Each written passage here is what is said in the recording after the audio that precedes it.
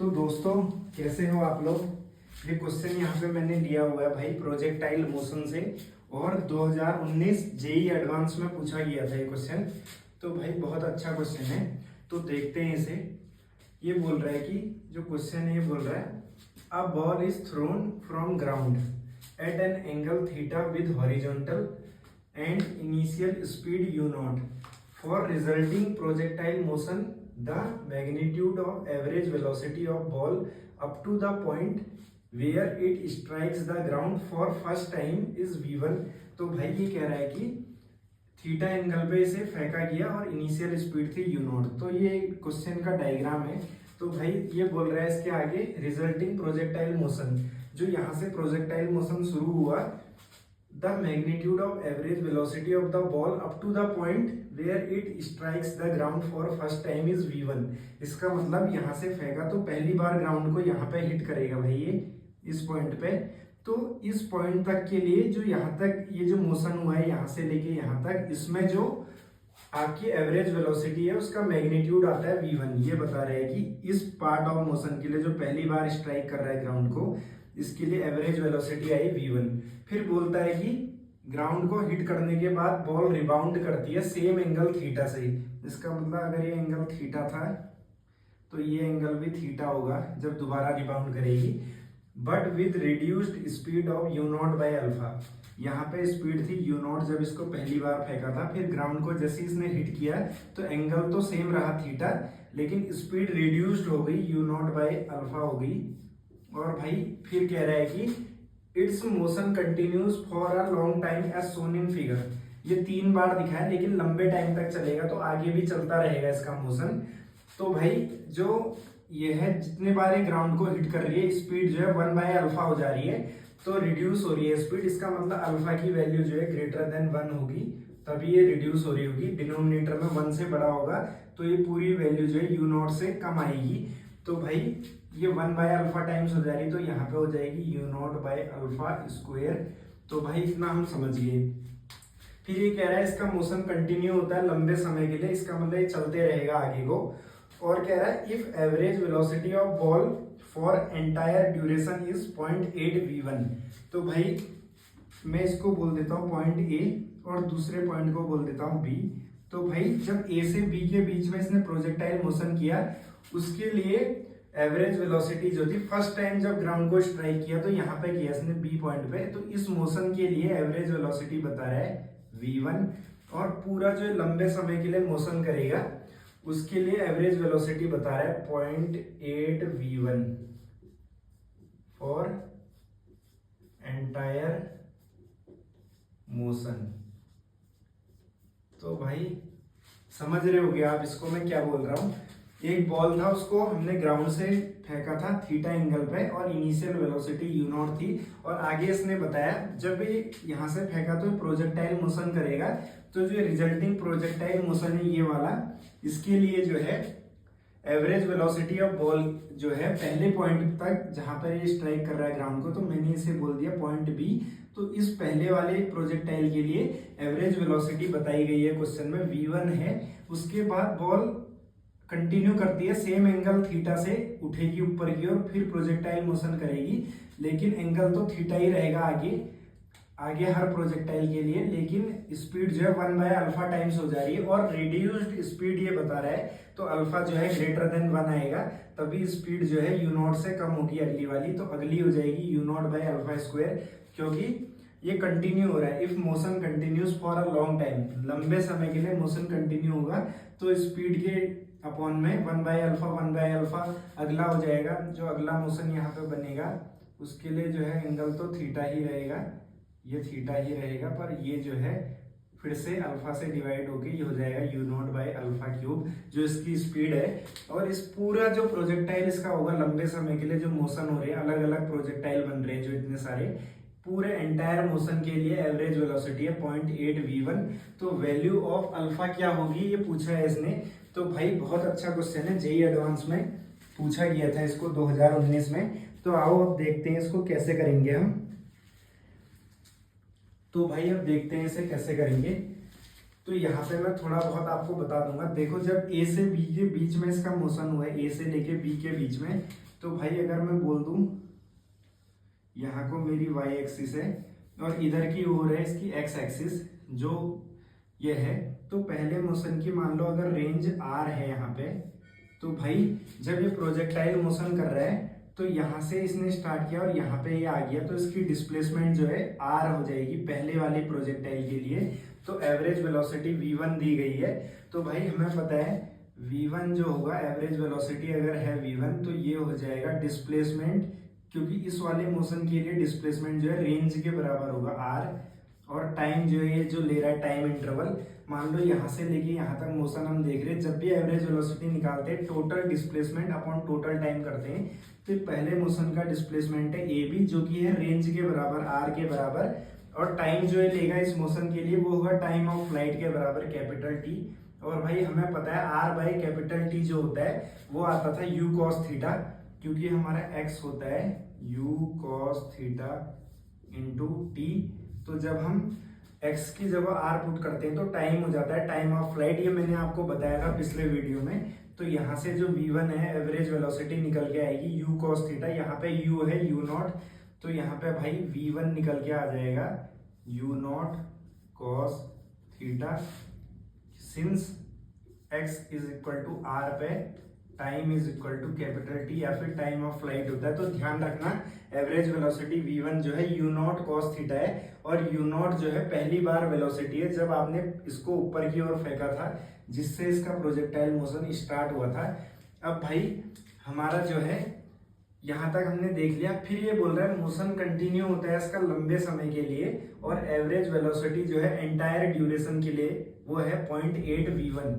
तो भाई entire duration के लिए जो एवरेज वेलोसिटी है 0.8 v1 है, तो वैल्यू ऑफ अल्फा पूछ रहा है। तो भाई जब ये प्रोजेक्टाइल मोशन करेगा एंटायर ड्यूरेशन के लिए, इसने यहाँ से स्टार्ट किया और मोशन करते हुए लंबे टाइम तक जाएगा, तो जितनी रेंज है इसकी ये सबको हम जोड़ देंगे। मान लो इसको मैं r1 बोल दूं अगर अभी, तो v1 हो जाएगा r1 by T at x is equal to r1 t is equal to t।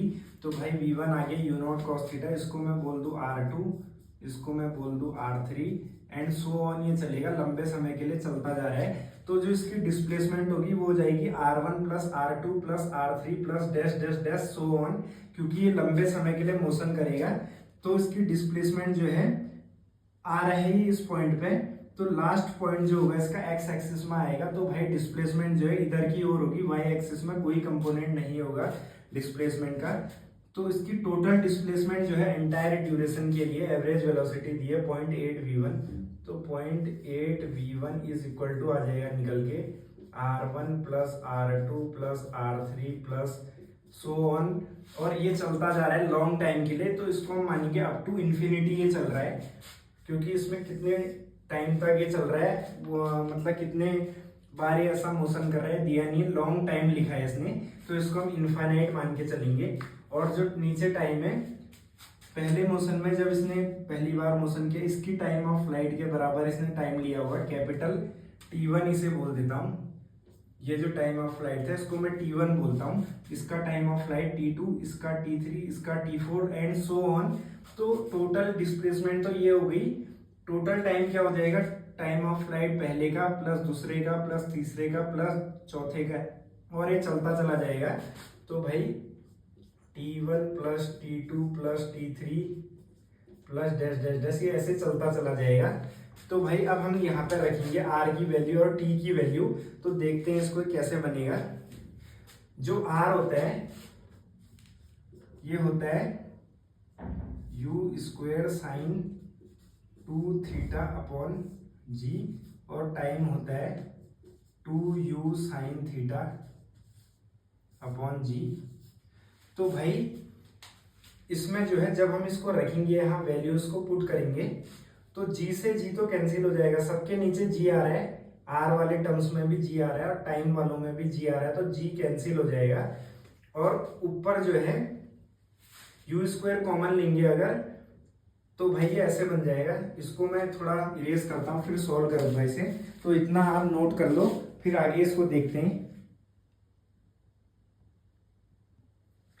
तो दोस्तों अब देखो यहाँ पे R1 जो है पहले वाले प्रोजेक्टाइल की रेंज है, R2 दूसरे की रेंज है, R3 तीसरे की, और लंबे समय के लिए चलता जा रहा है तो मैंने डैश डैश लगा दिया। इसका मतलब है so on up to infinity ये जाएगा। तो इसकी डिस्प्लेसमेंट टोटल कितना हो जाएगी, R1 plus R2 plus R3 plus R4, क्योंकि जब ये लास्ट वाला प्रोजेक्टाइल कंप्लीट करेगा तो इसका प्रोजेक्शन इस पॉइंट पे पड़ेगा।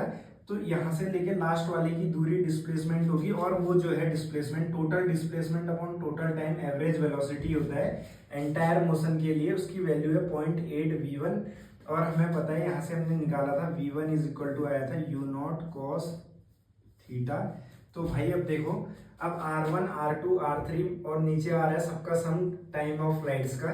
तो देखो भाई थीटा जो है सबके लिए सेम है, और जी से जी कैंसिल हो जाएगा, इनके नीचे भी जी आ रहा है आर वालों के नीचे, और टाइम के नीचे जी आ रहा है, तो जी से जी कैंसिल हो जाएगा, और ऊपर से साइन 2 थीटा बाहर आ जाएगा, नीचे से साइन थीटा बाहर आ जाएगा।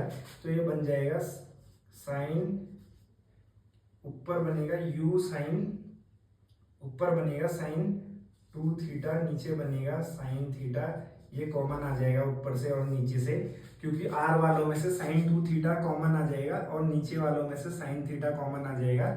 और उसके बाद जी से जी कैंसिल आउट हो जाएगा, तो ऊपर बन रहा है यू स्क्वायर के टर्म्स आ रहे हैं ऊपर, और नीचे आ रहा है 2u वाले टर्म्स। तो भाई अब देखो क्या होगा इसमें, नीचे से 2 भी कॉमन ले लो तो 2 साइन थीटा हो गया, 2 साइन थीटा कॉमन आ गया, ऊपर से साइन 2 थीटा। अब भाई ऊपर हमें सम करना है, तो पहली बार जब इसने प्रोजेक्टाइल किया होगा तो इसकी वेलोसिटी रही होगी u0। तो ये R1 जो है, इसमें u जो आएगा ये इनिशियल वेलोसिटी होती है प्रोजेक्टाइल की। तो पहले R1 के लिए ये वैल्यू u0 है, अगले के लिए u0 बाय अल्फा है, अगले के लिए u0 बाय अल्फा स्क्वायर है। तो भाई ये जब आप रखोगे R1 में, तो जब साइन 2 थीटा कॉमन लिया तो ऊपर बच रहा है यू स्क्वायर, और 2 साइन थीटा कॉमन लिया तो नीचे वालों में बच रहा है u। लेकिन R1 और T1 के लिए इसको हम रखेंगे u0। तो भाई ये बन गया ऊपर u0 स्क्वायर, नीचे बन गया u0 प्लस, अब अगला टर्म हम जोड़ेंगे तो अगली वेलोसिटी जो है इसमें u स्क्वायर टाइप से आ रही थी, लेकिन इसकी वैल्यू u0 बाय अल्फा है, तो ये आ जाएगा u0 square by alpha square. अगला आ जाएगी, अगले में क्या आएगा, u0 बाय अल्फा स्क्वायर है, तो ये आ जाएगा u0 स्क्वायर बाय अल्फा की पावर 4, क्योंकि हम जो है ऊपर जो है रेंज वाले टर्म्स में वेलोसिटी स्क्वायर तरीके से आ रही है, और टाइम वाले में जो है इसकी पावर 1 है। तो ये हो जाएगा u0 plus u0 bye alpha plus u0 bye alpha square, और ये एंड सो ऑन, ये चलता जाएगा, ये भी चलता जाएगा। इसको क्लोज कर देंगे, ऊपर भी इनफाइनाइट सीरीज है, नीचे भी इनफाइनाइट सीरीज है। तो भाई 2 साइन थीटा से साइन 2 थीटा कटेगा, कितने बार, कॉस थीटा टाइम्स कट जाएगा। और अब ऊपर से आप u0 स्क्वायर, नीचे u0 है, तो अगर u0 स्क्वायर बाहर लोगे, नीचे से u0 बाहर लोगे, तो u0 से u0 स्क्वायर कट जाएगा u0 बार। तो 0.8 V1 इज इक्वल टू निकल के आ गया आपका u0 cos थीटा। ऊपर से u0 स्क्वायर कॉमन लो, नीचे से u0, तो ऊपर बचेगा u0 इंटू कॉस थीटा, ये मैंने बाहर ले लिया, और अंदर ये बच जाएगा आपका, जो सीरीज बचेगी वो बनेगी 1 plus 1 by alpha square plus 1 by alpha to the power 4 plus so on, और नीचे बनेगी 1 plus 1 by alpha plus 1 by alpha square and so on. तो भाई अब देखो, अब इसको आगे देखते हैं, इसको सॉल्व कैसे करेंगे हम। तो दोस्तों अब हमारा इधर आ रहा है, LHS में है 0.8 V1 और RHS में u0 cos थीटा बाहर आ गया, और V1 की वैल्यू थी u0 cos थीटा। तो भाई V1 से u0 cos थीटा कैंसिल हो जाएगा, क्योंकि V1 खुद है इसके बराबर, तो यहां से निकल के आया 0.8। तो भाई जब मैंने इसको सॉल्व करा तो 0.8 इज इक्वल टू, ऊपर ये 2 सीरीज बन रही है, एक ऊपर एक नीचे, तो इसको मैंने यहाँ लिख दिया। तो पहली सीरीज है 1 plus 1 by alpha square plus 1 by alpha 4, दूसरी है 1 plus 1 by alpha plus 1 by alpha square and so on up to infinity जाएगा, क्योंकि उसने बोला था लॉन्ग टाइम के लिए मोशन कंटिन्यू करेगा। तो लॉन्ग टाइम मतलब कि आगे चलता चला जाएगा। तो भाई अब देखो इस सीरीज में क्या कॉमन है, इस वन में प्रोडक्ट हुआ 1/α² का, फिर इसमें प्रोडक्ट हो रहा है 1/α² का, फिर इसमें भी प्रोडक्ट होगा 1/α² का। तो ऐसी सीरीज को हम बोलते हैं जीपी, जो कि होता है ज्योमेट्रिक प्रोग्रेशन। और हमें दिख रहा है यहाँ पे इसका पहला टर्म जो है उसे ए बोलते हैं, तो ए की वैल्यू 1 है इसमें भी और इसमें भी, पहला टर्म 1 है। अगला होता है आर, जो कि कॉमन रेशियो है, जो बताता है कि जैसे यहाँ पहला टर्म 1 है, अगला है 1/α², फिर अगला है 1/α4। तो आर पहली वाली सीरीज का जो आर है 1/α² है, कॉमन रेशियो इसे बोलते हैं। इसका मतलब होता है ये, इसको आप अगर किसी टर्म में मल्टीप्लाई कर रहे हो तो अगली टर्म आपको मिल जाएगी। जैसे 1 में करा 1/α² का मल्टीप्लाई, तो 1/α² है, अब इसको मल्टीप्लाई करो इसमें तो 1/α4 आ जाएगा। ये R1 बोल देता हूँ, ऊपर वाली सीरीज का जो कॉमन रेशियो है R1 1/α² है। नीचे वाले का आप देखो तो 1/α है, इसकी प्रोडक्ट करो 1 में तो ये आ जाएगा, इसकी प्रोडक्ट करो इसमें तो ये आ जाएगा। तो भाई ये जो अल्फा की वैल्यू है ग्रेटर देन 1 थी, तो 1/α² और 1/α ये दोनों जो है लेस आएंगे 1 से। तो भाई ऐसी ज्योमेट्रिक प्रोग्रेशन जीपी से बोलते हैं, जिसको इनफाइनाइट, जिसमें टर्म्स हो तो इनफाइनाइट जीपी कहलाती है। और अगर इसका कॉमन रेशियो लेस देन 1 है तो इसका जो सम होता है जीपी का, ये एक जीपी है, ये दूसरी जीपी है, तो जीपी का कॉमन रेशियो अगर लेस देन 1 है और इनफाइनाइट जीपी है तो इसका सम आता है a/1 - r। इसको 11th वाले जो है पढ़ लेंगे सीक्वेंस एंड सीरीज चैप्टर में, जो कि मैथ्स में आता है। तो उसमें इनफाइनाइट जीपी का सम आता है a/1 - r, और कंडीशन होती है r लेस देन 1 और इनफाइनाइट जीपी होनी चाहिए। तो भाई इसका सम जो आगे ये हो जाएगा a, इसका है पहला टर्म 1/1 - r, पहले वाले का r1 है 1/α², 1 - 1/α²। आप देख लो ऊपर वाले का जो r1 है 1/α² है, नीचे वाले का जो r2 है वो 1/α है। तो भाई ये आ जाएगा अपॉन में 1/1 - 1/α, a/1 - r, ये बन गया, इज इक्वल टू, इसकी वैल्यू 0.8 है, तो 0.8 इज इक्वल टू आ गया 1 - 1/α डिवाइडेड बाय 1 - 1/α²। तो भाई मैंने 1/α को मैं मान लेता हूँ इज इक्वल टू x, 1/α को मैं x मान लेता हूँ यहाँ पे, तो 0.8 is equal to 1 - x/1 - x²। तो भाई इसमें क्या होता है, कई बार आधे स्टूडेंट क्या करते हैं, ऊपर बन रहा है a - b, नीचे बन रहा है a² - b², तो इसको फैक्टराइज करके टर्म्स को कैंसिल कर देते हैं। लेकिन यहाँ पे क्वाड्रेटिक इक्वेशन बन रही है तो इसे सॉल्व करना चाहिए, कभी भी कैंसिल आउट नहीं करना चाहिए, उससे कई बार मिस्टेक हो जाती है, तो इसको ध्यान रखना भाई। यह आ जाएगा 0.8 × 1 - x² is equal to 1 - x।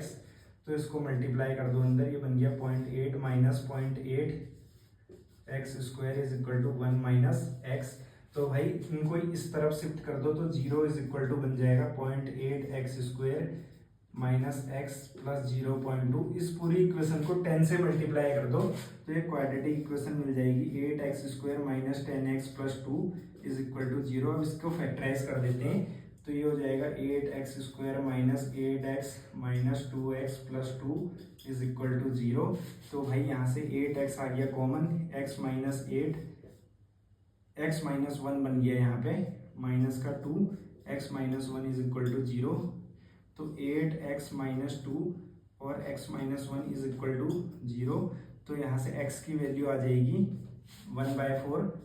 अगर इसको फैक्टर मान के 0 के बराबर रखोगे, 0 के बराबर इसको अगर रखोगे तो x की वैल्यू 1/4, यहाँ से आ जाएगी 1, और x जो है 1/α था, तो यहाँ से पता लग रहा है कि या तो अल्फा 4 होगा या तो अल्फा 1 होगा। लेकिन भाई 1/α जो है लेस देन 1 होना चाहिए, क्योंकि वेलोसिटी जो है 1/α टाइम्स हो रही थी हर बार जब वो ग्राउंड को स्ट्राइक कर रहा था।